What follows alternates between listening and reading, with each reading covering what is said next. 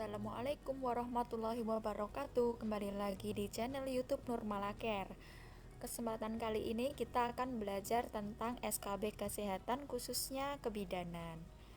Seperti apa soal-soalnya? Kita langsung saja ya ke contoh soal berikut ini. Soal yang pertama, seorang ibu datang ke bidan praktik mandiri pukul 5. Setelah dilakukan pemeriksaan, diperoleh tekanan darah 120/80, nadi 80, respirasi 24, hasil palpasi presentasi kepala, punggung kanan, HIS 3 kali dalam 10 menit, DJJ 144. Ibu mengatakan seperti ingin meneran. Hasil pemeriksaan dalam diperoleh pembukaan lengkap, kulit ketuban positif, sarung tangan lendir darah. Apakah tindakan yang perlu dilakukan selanjutnya? A. Memimpin persalinan, B. Menyiapkan kain sepertiga bokong, C. Amniotomi, D. Menyiapkan pertolongan persalinan, E. Mendekontaminasi sarung tangan. Pembahasannya berdasarkan APN atau langkah-langkah asuhan persalinan normal, poin 8, yaitu dengan menggunakan teknik aseptik melakukan pemeriksaan dalam untuk memastikan bahwa pembukaan serviks sudah lengkap.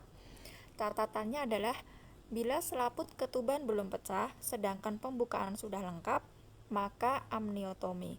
Jadi dari soal berikut ini diperoleh bahwa tadi pemeriksaan dalam sudah lengkap dan kulit ketuban positif, artinya kulit ketuban masih ada.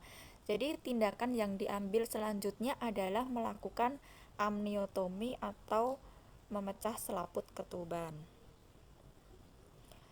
Kemudian soal kedua, seorang perempuan 27 tahun, hamil pertama, belum pernah melahirkan dan keguguran, datang ke bidan praktek swasta, merasa kenceng-kenceng. Hasil pemeriksaan didapatkan tekanan darah 120/80, nadi 84, TFU 27 cm, punggung kanan, kepala sudah masuk 3/5, DJJ 146 kali per menit, kontraksi 3 kali dalam 10 menit, durasi 30 detik. Pemeriksaan dalam pembukaan 5 cm, kulit ketuban positif, presentasi kepala. Berkaitan kasus di atas, perkiraan penurunan kepala janin berada di A. HOT 1-2, B. HOT 1-3, C. HOT 3+, D. HOT 3-4, E. HOT 4. Nah, jadi ini berdasarkan pemeriksaan diperoleh ya, palpasi atau pemeriksaan luar dengan sistem perlimaan, ini diperoleh kepala sudah masuk 3/5. Berarti ini bagian terbesar kepala sudah masuk ke panggul.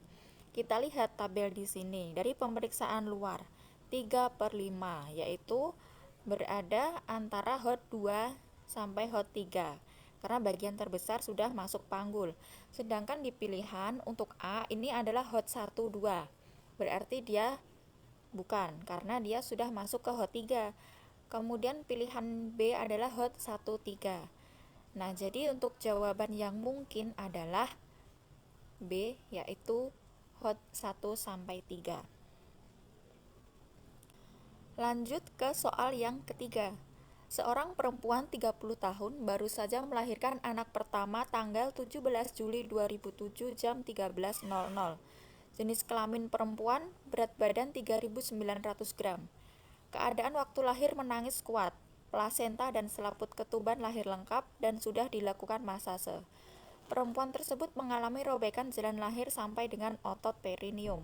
Derajat laserasinya adalah A. derajat 1, B. derajat 2, C. derajat 3, D. derajat 4, E. derajat 5. Di soal kita memperoleh data bahwa ibu mengalami robekan jalan lahir sampai dengan otot perineum. Kata kuncinya adalah sampai dengan otot perineum. Kita lihat untuk pembahasannya ya.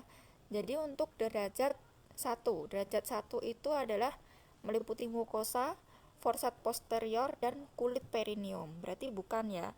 Kemudian derajat 2 itu meliputi mukosa, forsat posterior, kulit perineum, dan otot perineum. Nah, jadi kita dapat ya data yaitu jalan lahir robek sampai dengan otot perineum. Jadi jawabannya adalah B, derajat 2. Kita lanjut soal yang keempat. Seorang perempuan 25 tahun, postpartum P1A0, datang berkunjung ke praktek mandiri bidan. Keluhan kaki bengkak, nyeri, tensi 110/70, suhu 38, kemudian nadi 80, respirasi 18. Keadaan umum baik, kaki kanan udim, susah digerakkan. Nyeri tekan pada daerah yang bengkak dan teraba sebagai utas tali yang keras. Apakah kemungkinan diagnosa pada kasus ini? A. Tromboplebitis femoralis, B. Tromboplebitis pelvica, C. Myometritis, D. mastitis, E. Preeklamsia. Kita cari dulu datanya. Untuk pilihan E, preeklamsia, kita lihat dari hasil pemeriksaan tensi 110/70, berarti normal. Kemudian tidak disertakan adanya protein urin, walaupun kaki udem ataupun bengkak, tapi tidak ada pemeriksaan protein urin. Jadi untuk penapisan preeklamsi tidak masuk ya. Kemudian untuk opsi D, mastitis. Mastitis ini berhubungan dengan payudara. Di sini di data tidak kita peroleh data pemeriksaan payudara. Kemudian C, myometritis, ini ada hubungannya dengan pemeriksaan di rongga rahim atau keluhan mungkin pengeluaran pervaginam. Tapi di sini tidak dijelaskan ya adanya gangguan pengeluaran pervaginam. Kemudian A dan B, tromboplebitis. Ini sama-sama tromboplebitis, tapi letaknya di mana? Karena ada keluhan kaki bengkak dan juga udim, maka pilihan yang tepat adalah A, tromboplebitis femoralis. Kemudian lanjut ke soal yang kelima. Nyonya S, 30 tahun, G2P1A0, hamil 36 minggu, datang ke RSIA dengan kencang-kencang ingin bersalin. Hasil palpasi abdomen pada bagian atas perut teraba satu bagian bulat keras melenting. Bagian kiri ibu teraba tahanan memanjang, bagian bawah teraba satu bagian bulat lunak.